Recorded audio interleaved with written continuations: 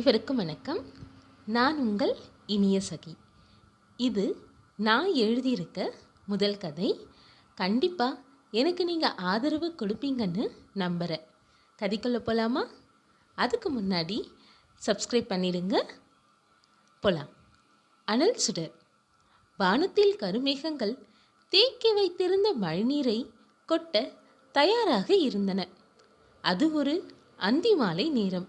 கதிரவன் தனது இன்றைய கடமையை முடித்துக்கொண்டு சந்திரனை வரவேற்றுவிட்டு சென்று கொண்டிருந்தான்.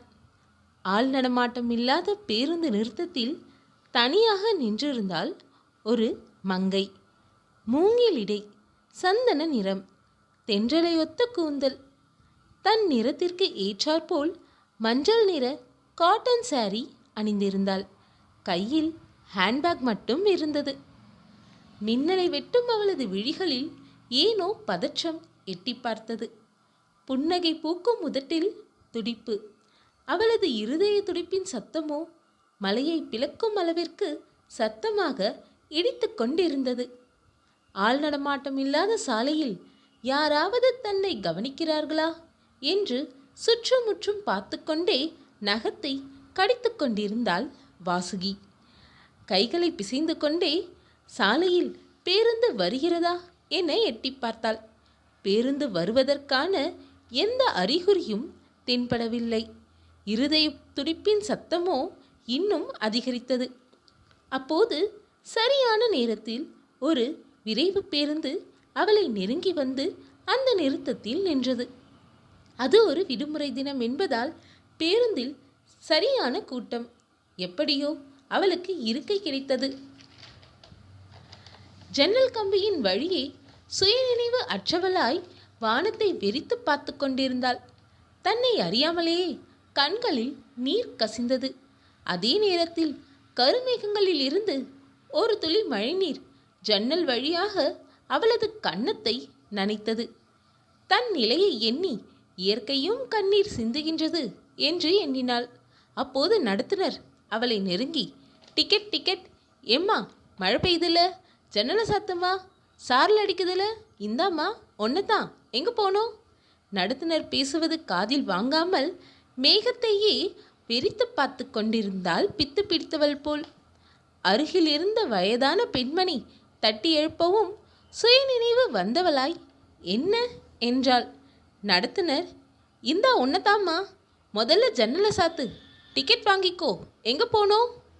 வாசுகி ஜன்னலை சாத்திக்கொண்டே, இந்த பேருந்து கடைசியாக எங்கே நிற்குதோ அதுக்கு ஒரு டிக்கெட் தாங்க என்று ஹேண்ட்பேக்கில் இருந்து காசை எடுத்து நீட்டினாள். நடத்துனர் நகர்ந்து சென்றார். மீண்டும் தனது பழைய நிலைக்கு சென்றாள் வாசுகி. ஜன்னல் கண்ணாடி வழியே தனது வாழ்க்கையையும் தனது இந்த நிலையையும் நினைத்தாள். சுமார் 3 மணி நேர பயணம். இரவு 9:30 மணி. பேருந்து வேலூர் புதிய பேருந்து நிறுத்தத்தை அடைந்தது.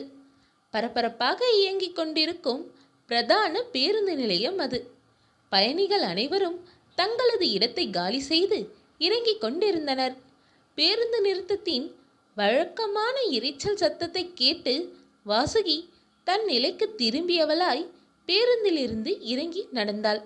சிற்றுண்டி கடைகள் இரவு மின் விளக்குகளினாலும் சீரியல் செட் லைட் வெளிச்சத்தினாலும் மின்னிக் கொண்டிருந்தது.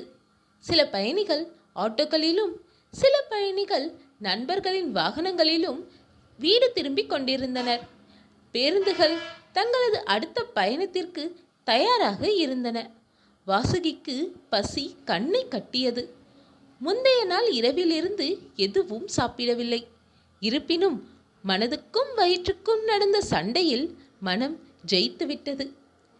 தள்ளாடிய கால்களுடன் நடந்து சென்று பேருந்து நிறுத்தத்தின் அருகில் இருந்த அம்மன் கோவிலை அடைந்தாள்.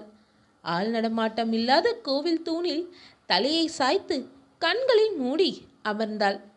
எண்ண ஓட்டங்கள் எங்கெங்கோ சென்றன. எல்லா எண்ணமும் ஒன்று சேர அனைத்திலும் நிறைந்திருந்தான் சந்தோஷ்.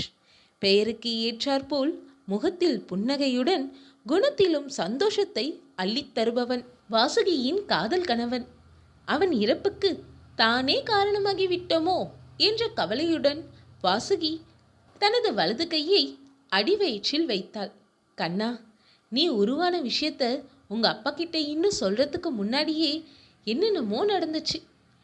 நான் எதுக்கும் காரணம் இல்லைன்றத நீ நிச்சயம் புரிஞ்சுப்ப. கல்யாணமாகி 2 வருஷம் கழிச்சு எங்களுக்கு கடவுள் தந்த பரிசு நீ. அந்த சந்தோஷத்தை அனுபவிக்க கூட முடியலடா. உங்க அப்பா உனக்காக எவ்வளவோ எதிர்பார்த்தார். ஏதேதோ நடந்துச்சுடா. சந்தோஷின் சிசு 2 மாத கருவாக வாசுகியின் வயிற்றில் உலகம் அறியா குழந்தையாக உறங்கிக் கொண்டிருந்தது. அதே நேரம் இரவு 10 மணி. சென்னை மெரினா கடற்கரை. மக்கள் நடமாட்டம் மெதுவாக குறைந்து கொண்டிருந்தது. கடலை போட்டு கொண்டிருந்த காதல் ஜோடிகள் தங்கள் இடத்தை காலி செய்வதிலும், நடைபாதை வியாபாரிகள் தங்களது கடையை அடைப்பதிலும் தீவிரமாக இருந்தனர். கடற்கரை காவலர்கள் இரவு நேர ரோந்து பணியில் ஈடுபட்டிருந்தனர். கடல் நீரில் காலை நனைத்துவிட்டு பால் பொங்கும் சந்திரனை பார்த்து கொண்டபடியே மண்ணில் வாசுகி என்ற பெயரை எழுதினான் சந்தோஷ். கம்பீரமான முகம், கட்டுமஸ்தான் உடல், காற்றுடன் சண்டை போடும் முடி, கச்சிதமான மீசை, கூர்மையான மூக்கு. அடடா, இவன்தானே ஆனழகன். ஃபார்மலான ட்ரெஸ்ஸில் கடற்கரையில் அமர்ந்து இதே பால் பொங்கும் நில ஒளியில் இதே கடற்கரையில் வாசுகியுடன் அன்று நடந்த உரையாடலை நினைத்து பார்த்தான். பேபி, இந்த நிலை தான் இவ்வளவு அழகா இருக்கே, இது ஏன் தேயணும்? இது தேயாம இருந்தா எவ்வளோ நல்லா இருக்கும் என்றாள் வாசுகி அவனது மடியில் சாய்ந்தபடியே. ஹனி, நிலா தேஞ்சா தானே அமாவாசை வரும், அமாவாசையில தானே நட்சத்திரங்களும் சிரிப்பு போல மின்னும் என்றான் சந்தோஷ் புன்னகையுடன். அன்றைய உரையாடலிலிருந்து மீண்டவனாய், வாசுகி என் அன்பே, இன்னைக்கு என்னென்னமோ நடந்துச்சு, ஆனா எல்லாத்துக்கும் என்னை மன்னிச்சிடுவா என்றான் சந்தோஷ். முதல் அத்தியாயம் நிறைவுற்றது. இந்த கதை உங்களுக்கு நிச்சயம் பிடிச்சிருக்கும்னு நம்புறேன். தொடர்ந்து கேட்க இனிய சகியின் அறியாத கதைகள் சேனலுக்கு சப்ஸ்கிரைப் பண்ணிடுங்க. பிடிச்சிருந்தா லைக் பண்ணுங்க. உங்க கருத்துக்களை எனக்கு தெரிவிக்க கமெண்ட் பண்ணுங்க. நன்றி, வணக்கம்.